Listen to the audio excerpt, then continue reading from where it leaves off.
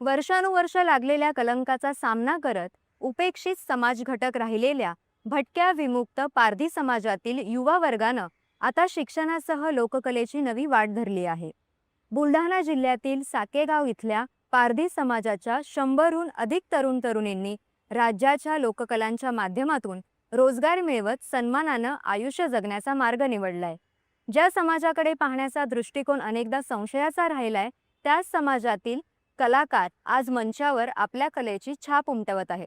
पाहूया प्रगतीचा नवा अध्याय लिहिणाऱ्या साकेगावमधल्या पारधी समाजाची प्रेरणादायी संघर्षगाथा।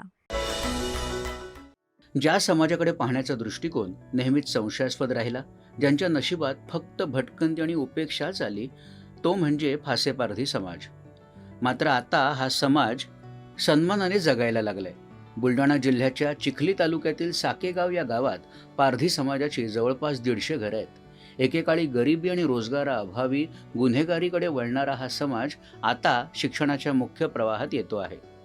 आणि या ठिकाणी साकेगाव येथे 550च्या वर लोकसंख्या फासे पारधी समाजाची असून या ठिकाणचे सर्व लोक हे पूर्वी आमच्याकडे लोकांचा पाहण्याचा दृष्टिकोन हा गुन्हेगारीचा असायचा। गुन्हेगारीमधून आम्हाला या लोकांना पाहण्यात येत असे, परंतु आता आमच्या समाजातील लोकांच्या मध्ये प्रगतीचं एक नवीन निर्माण दिसून येत आहे, प्रगती दिसून येत आहे। अनेक ठिकाणी आमच्या इथले सगळे हे साकेगावचे लोक बाहेर तरुण मुले मुली जाऊन अनेक तमाशामधून आणि विविध त्यांच्या अंगामधली कला दाखवून आज नावलौकिक करत आहे। किमान प्राथमिक आणि उच्च प्राथमिक शिक्षण घेऊन केवळ मोलमजुरीवर अवलंबून न राहता या समाजातील मुलामुलींनी आपल्यातील सुप्त कला कौशल्यांना रोजगाराचं साधन बनवलंय आणि गावातील प्रत्येक घरातील 3 ते 4 तरुण मुलं आता तमाशा फडांमध्ये काम करून उत्तम पैसे मिळवत आहेत। म्हणजे जे आमचे दादा परदादा म्हणजे आमच्या मावशी जे राहायच्या ते जिजू ते म्हणजे ते पहिल्यापासूनच तमाशामध्ये काम करायचे। मग आमची परिस्थिती अशी गरीब होती की ते खाली पडेल सुगडी राहायची, जे बालवाडीमध्ये सुगडी भेटायची ते आम्ही खायचो। आमचे इतके बेकार आला होते। मला तर काही समजत पण नव्हतं। आम्हाला एवढी होती मी, आम्हाला नाही का आमच्या भावाने लाईनशी मोठे केलं। मग आम्हाला तमाशा माहिती पडला, मग आम्ही तमाशामध्ये गेलो आणि आता तमाशाची इतकी आवड की म्हणजे आम्ही पुरा महिना, चैत्र महिना ते श्रावण महिना आम्ही तिकडच काढतो। आम्ही घरी आम्हाला भेटत्या 15-10 दिवसाच्या आम्हाला सुट्ट्या भेटतात, तो आम्ही घरी येतो। आमचा पुरा सीझन तिकडे राहतो आणि पुरा म्हणजे खाया प्यायची सर्व सोयदार आहे तिथं। गावकरी सोय करतात, ते करतात। आणि आता जे आम्हाला म्हणजे जे कला आहे आमच्या अंगात ते आम्हाला दाखवायला लय आवडतं आणि जे डान्स करतो आम्ही ते आमची कला दाखवतो आम्ही।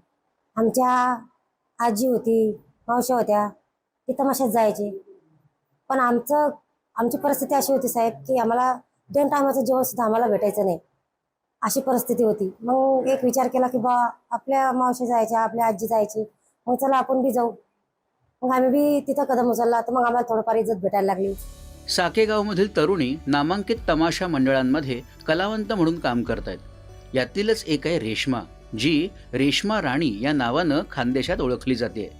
परिस्थिती अभावी रेश्माचं शिक्षण जेमतेम 9वी पर्यंत झालं। मात्र समाजातील मुलींनी शिक्षणाचं महत्त्व समजून आपलं शिक्षण पूर्ण करावं असं आवाहन देखील रेश्मा आपल्या समाजातील मुलींना करते। माझ्या भावाने आम्हाला कसं लहानचं मोठं केलं हे आमचे दुःख फक्त आम्हालाच माहिती आहे। बालवाडी मधली सुगडी सुद्धा मी भाजून खाल्ली सर, खाली पडलेली सुगडी सुद्धा भीक मागून सुद्धा खाल्ले सर आम्ही। आमचे 300-400 बायत असे भीक मागूनच खात आहे अजूनपर्यंत। पण आम्ही काय केलं सर, म्हणजे माझा बाप वारला तेव्हापासून आमचे हालच सुरू झाले सर।